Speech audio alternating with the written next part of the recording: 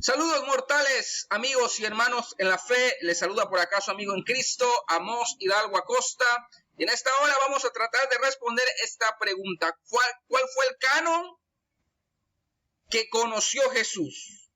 Para poder identificar ambos cánones, tanto el canon de la Biblia hebrea como el canon de la Biblia hebrea en la versión griega, que es la Septuaginta, vamos a referirnos a este libro, La Biblia en la Historia, de la editorial San Pablo.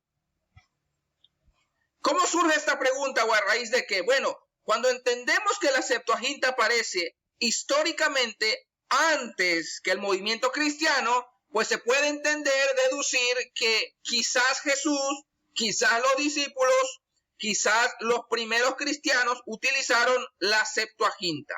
Obviamente, los discípulos y los escritores de los documentos que quedarán en el Nuevo Testamento utilizan como referencia la Septuaginta.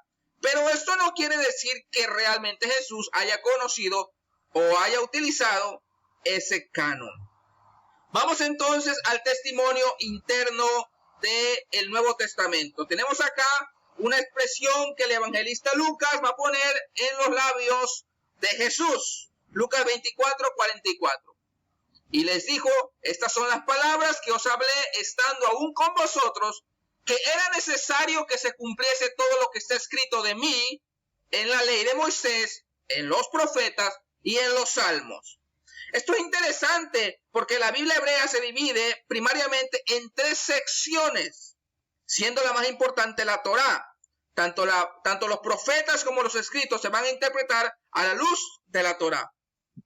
Pero la Biblia hebrea se divide en la ley o Moisés, los profetas y los escritos. Que el primer libro de los escritos es Salmos. Por eso tiene sentido cuando Jesús dice, la ley de Moisés, los profetas y los salmos, es decir, toda la Tanaj, habla de mí. La Biblia hebrea se divide en 3 secciones. La primera sección es la Torá, los primeros 5 libros que por tradición se le ha atribuido a Moisés. Después los profetas, Nevi'im, que se dividen en profetas anteriores y posteriores en relación al tiempo de canonización. ¿Sí? Los que fueron canonizados o reconocidos como libros sagrados primero y los que se reconocieron después quedaron como profetas posteriores. La tercera sección es los Ketubim o los escritos, siendo el primer libro de esta última sección de la Taná los Salmos. Y el último libro de los escritos es Crónicas. Por lo tanto, la Biblia hebrea empieza con Génesis y termina con Crónicas. Hablemos ahora de la Biblia cristiana. Recordemos que la Biblia hebrea fue traducido al griego y se conoció como la Septuaginta, la versión de mayor popularidad, y que a la postre terminaría siendo la Biblia que utilizaron los cristianos y que utilizaron los escritores del Nuevo Testamento como referencia de las Sagradas Escrituras. La Biblia Septuaginta empieza con los escritos, con los libros históricos, donde ya se incluye dentro de esta sección de libros históricos el Pentateuco, los primeros 5 libros.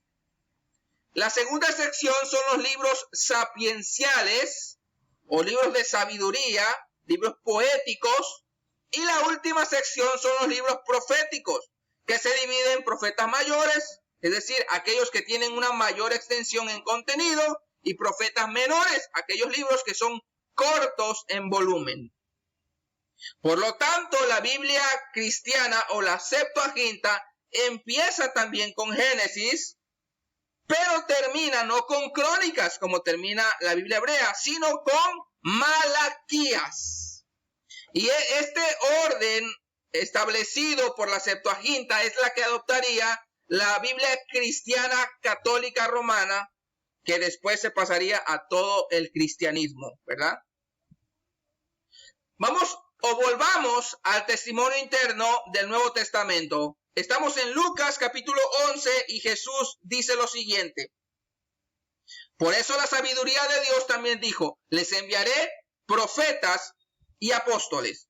Y de ellos a unos matarán y a otros perseguirán, para que se demande de esta generación la sangre de todos los profetas que se ha derramado desde la fundación del mundo. Y entonces Jesús dice, desde la sangre de Abel hasta la sangre de Zacarías, que murió entre el altar y el templo. Y esto es importante.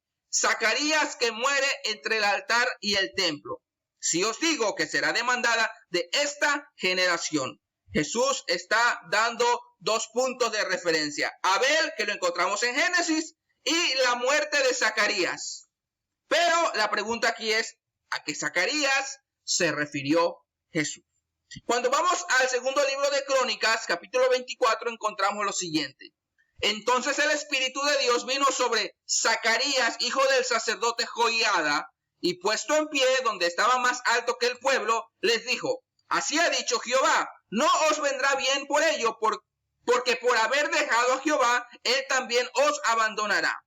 Pero ellos hicieron conspiración contra él, contra Zacarías, hijo del sacerdote Joiada, y por mandato del rey lo apedrearon hasta matarlo en el patio de la casa de Jehová. Por lo tanto, el Zacarías a que Jesús se refiere en Lucas capítulo 11, ese Zacarías que murió entre el altar y el templo, es el Zacarías del cual nos habla el segundo libro de Crónicas, no Zacarías el profeta. El Taná o la Septuaginta. De acuerdo a la Taná, el canon judío empieza con Génesis y termina con Crónicas. De acuerdo a la Septuaginta, el canon alejandrino empieza con Génesis y termina con Malaquías. Cuando Jesús hace referencia de Abel a Zacarías, obviamente Jesús está diciendo desde el Génesis hasta Crónicas, desde el principio de la Taná hasta el final de la Taná. Es decir, que Jesús utilizó, de acuerdo al testimonio interno del Nuevo Testamento, Jesús utilizó y conoció el canon de la Biblia hebrea, no el canon de la Septuaginta, del cual después los discípulos y los escritores de los documentos neotestamentarios tomarán referencia. Pero Jesús utilizó el canon de la Biblia hebrea. Bueno, eso es todo y muchas gracias.